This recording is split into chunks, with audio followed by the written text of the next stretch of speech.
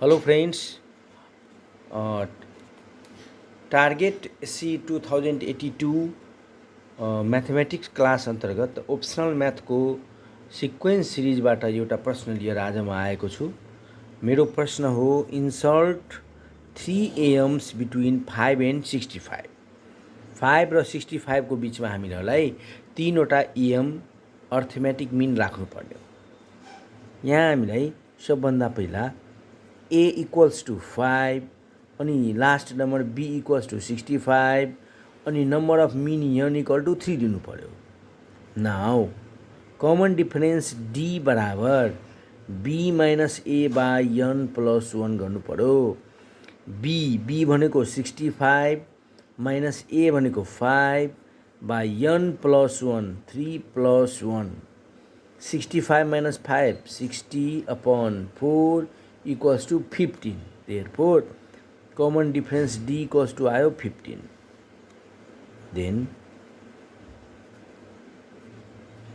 first mean m1 बराबर a plus d। a plus d भनेको 5 plus 15 equals to 20.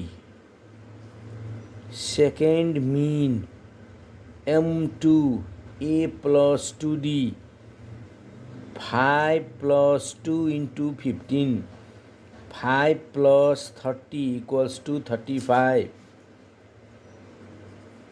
Third mean m3 a plus 3d 5 plus 3 into 15 इनको 5 plus 45 इनको 50.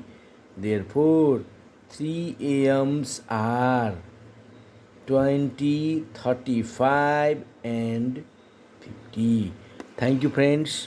अनि तपाईँले यदि कुन च्याप्टरको कुन प्रश्न आवश्यक छ मलाई कमेन्टमा लेखी पठाउनुहोला।